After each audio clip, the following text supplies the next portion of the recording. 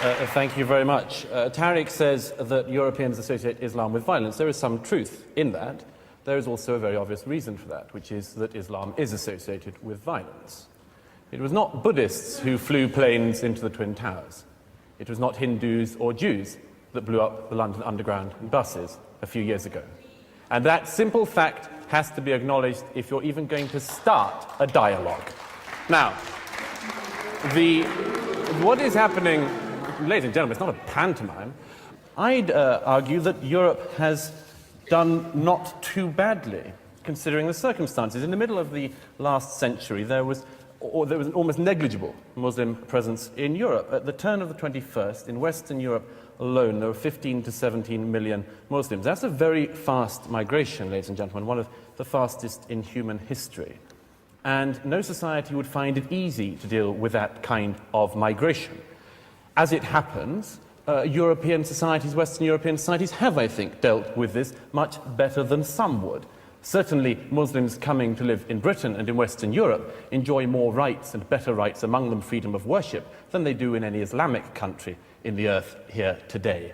We do have a problem. We have a problem when the failures of Islam throughout the world, the failures of all Islamic societies, come here into Britain. Their intolerance of freedom of conscience, their intolerance of apostates, their intolerance of freedom of expression and freedom of speech, their intolerance of minorities, other religious minorities, sexual minorities, their intolerance of gays, their dislike and distrust of half of the population, women, and many, many other things. And the call, what's more, for a parallel legal system within Britain and European societies. This is monstrous. No other group behaves like this, asks for parallel laws. This is a fundamental problem, and it's one we're going to have to deal with. It's a problem between a society, Western Europe, that believes that laws are based on reason, and Islam that believes that they are based on revelation. Between these two ideas, I'm not sure there is very much compromise for Europe. It is not Europe that has let down its Muslims, but the Muslims of Europe that have let down Europe. This is not solely something which we have to say we can never reconcile. Of course we can reconcile this, but we need to be honest about it. We need to be frank about it, and we cannot avoid things just because they are unpleasant. And if there were one thing I would wish Muslims in Europe could learn today, as fast as possible, it would be this: that you have no right in this society not to be offended. You have no right to say that because you don't like something you can commit violence, or you would like something to be stopped or censored. You have no right to have more hate laws or hate crime laws or hate speech laws just to defend Islam. You have to realize, the Muslims of Europe have to realize, that a society in which even your deepest feelings can be trodden upon is the only society worth living in. And the sooner we can learn that, the sooner that Islam can learn that within Europe, the better. It is not Europe that has failed its Muslims. It is Islam that has failed Europe. I'd argue Islam has failed its Muslims. Thank you. I just had a question to a few questions to Mr. Mari. I don't think it's the Muslims of Europe that have failed, the Muslims of Europe that have failed Europe. I think it's exactly the opposite. One of the things you said, it was actually a few Muslims, crazy Muslims, I think, who sort of flew the plane into those buildings. But was Hitler a Muslim by any chance? Because I'm not sure that Muslims had anything to do with the Holocaust. You talked about how Europe has dealt with this problem, and what you basically have alluded to in the 6 minutes that you had are that Muslims are a problem. And you're from the organisation called the Centre for Social Cohesion, and it's worrying that to have you talk about these things in this manner. What you are basically alluding to is that Muslims are external to Europe, and it's worrying that you see it that way, because then that means there is no chance of there being any solution to any problem, or Muslims being seen as a part of Europe and being seen as European citizens. Thank you. I just want to pick up something that Dr. Murray said.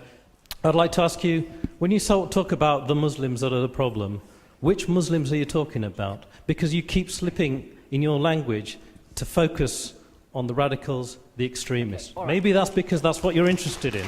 but there's another whole set of Muslims out there who are not like that. I just want to make a quick comment to the throwaway comments made by Douglas Murray about Muslim women and Islam and its way it treats women. And I think that Muslim women are quite capable of speaking for themselves.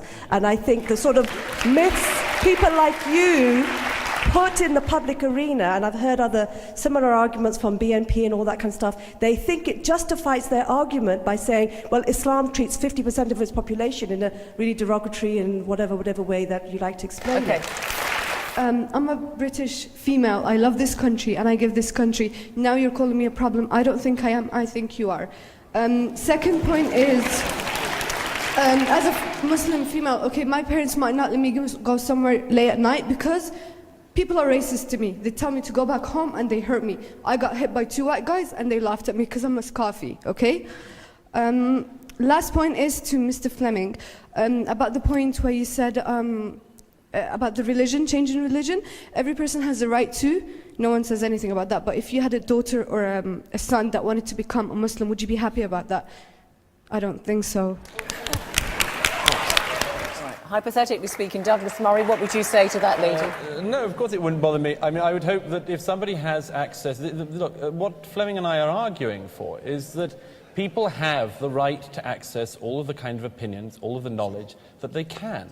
That means, among other things, having, for instance, access to all of the criticism that should be written of the Quran and of Islam.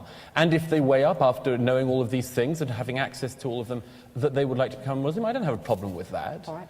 Good, you want? I'd just like to make a comment on one of the cases that Petra made, which was about Ahmed Abu Taleb, a very distinguished public figure in Holland. What you failed to mention when you mentioned him as a great success story of the Netherlands, which I agree he is that after the murder of Theo van Gogh in 2004, he had to go under 24-hour protection because his name was found on a hit list from a radical cell nearby.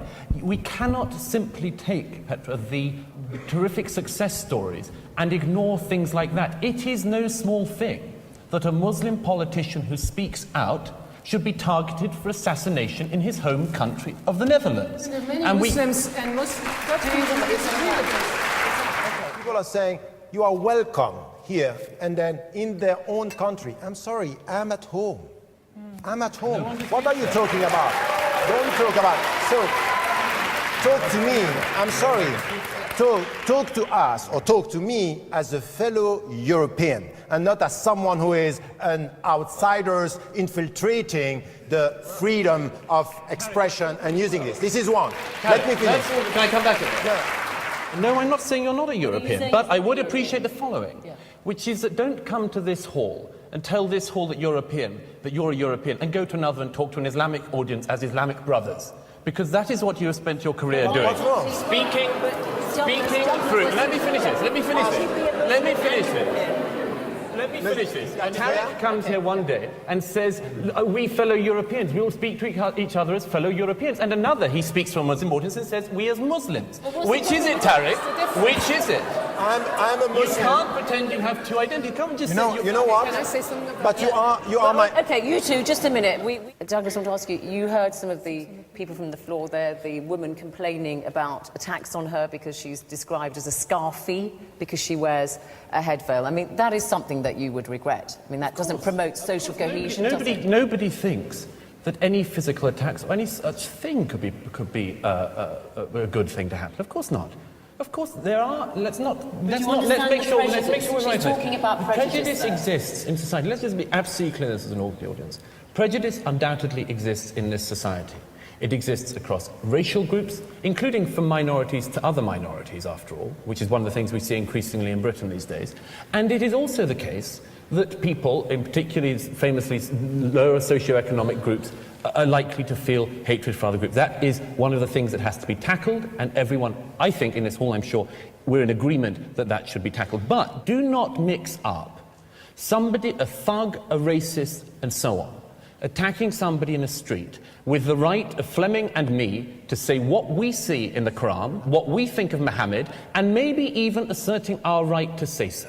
Okay, all right. Now, just a comment to you, what you said about women. I think, first of all, that's really misleading because you're getting culture confused with religion. And if you just take a moment to look into the Quran, you'll see the Quran gave women rights long before women in Europe started burning bras for their own rights. And you'll also see that actually in the Quran it encourages women to seek education, it protects us from violence, and it actually gives us rights in marriage. All right, okay. So you're very wrong. Your closing statements. Thank you. Well, first of all, just to pick up on a couple of people, particularly women, who've said about the terrific things that Islam gives women in terms of rights. The first thing is, yes, in 7th century Arabia, some of this was progressive. In 21st century Britain, it is not. And you have to make that fundamental admission that the Quran is not a document for women's rights in Europe in 2010. It is not. Secondly, why is it that only Islamic societies and mosques in this country are places which teach and preach hatred of other minorities? Every single week in this country,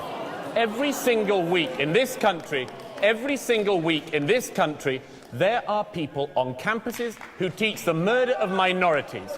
Last week, it was somebody who calls for the murder of apostates. The week before, at another university, it was somebody who believes the Jews are fair game. This is not tolerable. It is not tolerable for Muslims. It is not tolerable from anyone else. You, I hope, would agree with me that any minority that engaged in such hatred and bigotry should be criticized. Don't pretend that the cloak of Islam and Islamic belief and religious fervor means that people like us cannot say that people who call for the murder of minorities are not mainstream, are not acceptable, and have to be critiqued. So Europe is failing its Muslims. Against have won Douglas Murray and Fleming Rose. Congratulations to you.